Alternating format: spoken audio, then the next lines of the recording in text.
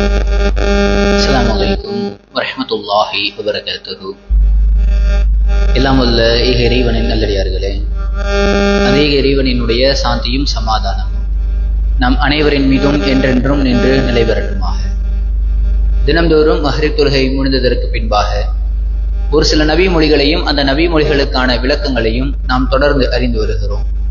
அந்த அடிப்படையில் ஹுதைபியா உடன்படிக்கையினுடைய செய்தியை நாம் படிப்படியாக ஏராளமான விஷயங்களை நாம் அறிந்து வந்து கொண்டு இருக்கிறோம்.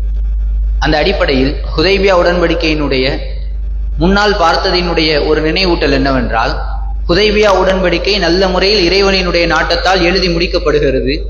சஹாபாக்கள் ஏராளமான நபர்களுக்கு இந்த ஹுதைபியா உடன்படிக்கையில் ஒரு அதிருப்தி இருந்தாலும் கூட நபிகள் நாயகம் ஸல்லல்லாஹு அலைஹி வஸல்லம் அவர்கள் செய்த காரியம் என்பதால் ஒட்டுமொத்த சஹாபாக்கள் கூட்டமும் இந்த ஹுதைபியா உடன்படிக்கை ஏற்று அதன்படி நடக்க ஆரம்பிக்கிறார்கள்.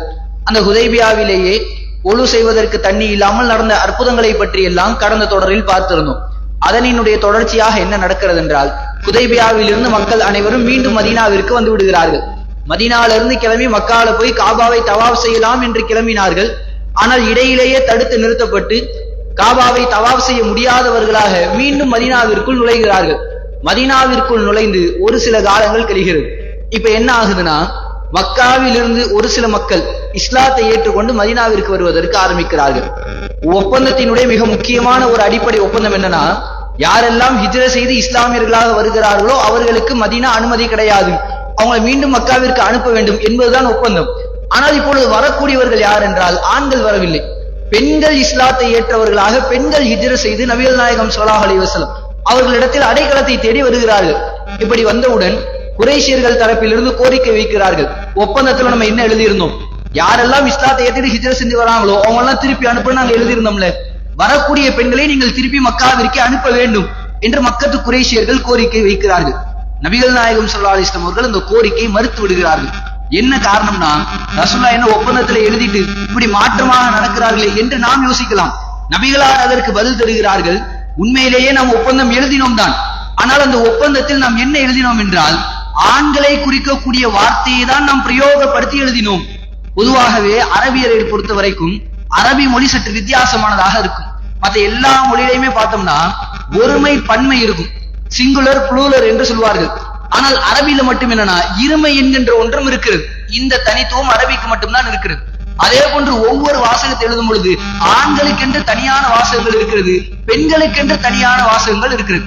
இப்ப உதாரணத்திற்கு அவள்னு சொன்னோம்னா ஆணை குறிக்கும், அவள்னு சொன்னோம்னா பெண்ணை குறிக்கும். இது ஆண்கள் இருக்கக்கூடிய ஒருமைக்கு. பன்மைக்கு எப்படி சொல்லுவோம், இப்ப அவர்கள்னு சொன்னோம்னா ஆண்களையும் குறிக்கும் பெண்களையும் குறிக்கும் தமிழ்ல. ஆனா அரபியில் அப்படி கிடையாது.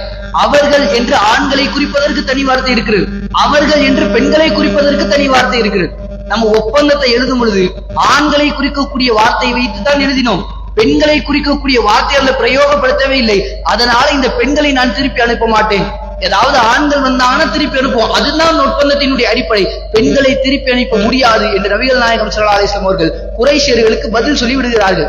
இதை குறித்து இறைவன் தன்னுடைய திருமறையில ஒரு வசனத்தை எழுதுகிறான்.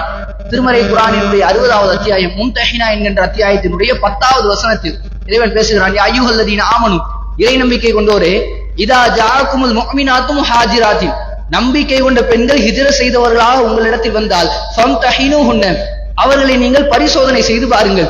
அல்லாஹு அஅலமு பிஈமானிஹின்ன, அந்த பெண்களினுடைய ஈமான் எந்த அளவிற்கு இருக்கிறது என்பதை அல்லாஹ் நன்கறிந்தவன்.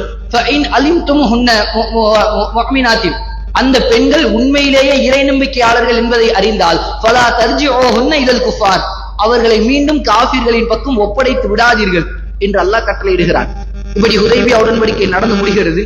நடந்து முடிந்ததற்கு பிறகாக ஒரு சில பெண்கள் ஹிஜ்ர செய்து இஸ்லாத்தை ஏற்றுக்கொண்டு மதீனாவிற்கு வருகிறார்கள். நபிகள் நாயகம் ஸல்லல்லாஹு அலைஹி வஸல்லம் அவர்கள் ஒப்பந்தத்திற்கு கட்டுப்பட்டவர்களாக குறைஷியர்களுக்கு பதில் அளிக்கிறார்கள், பெண்களை திருப்பி அனுப்ப முடியாது, அது ஒப்பந்தத்தில் உள்ள வாசகங்கள் கிடையாது என்பதை சொல்லி நபிகள் நாயகம் ஸல்லல்லாஹு அலைஹி வஸல்லம் அவர்கள் குறைஷியர்களுக்கு பதில் அளிக்கிறார்கள். சரி, பெண்கள் மட்டும் வந்துட்டாங்க, ரசூலுல்லாஹ் திருப்பி அனுப்பல. இதை தொடர்ந்து என்ன நடக்குதுன்னா, ஒரு சில ஆண்களும் ஹிஜ்ர செய்து வர ஆரம்பிக்கிறார்கள். ஹுதைபியா உடன்படிக்கை நடந்துகிட்டு இருக்கும் பொழுதே அபூஜந்தல் வந்தார். அவர் வரும்போதே ஒட்டுமொத்த முஸ்லிம்களும் எப்படியாவது அபூஜந்தலை நம்ம கூட்டிட்டு வந்துடலாம் என்பதற்கான முயற்சிகளில் ஈடுபட்டாலும் கூட ஒப்பந்தத்தினுடைய அடிப்படையில் நபிகள் நாயகம் ஸல்லல்லாஹு அலைஹி வஸல்லம் அவர்கள் நியாயமாக நடந்து கொண்டு மீண்டும் அவர்களை குறைஷியர்களிடத்திலேயே ஒப்படைத்தார்கள். ஒப்பந்தம் அப்ப எழுதப்படக்கூட கிடையாது.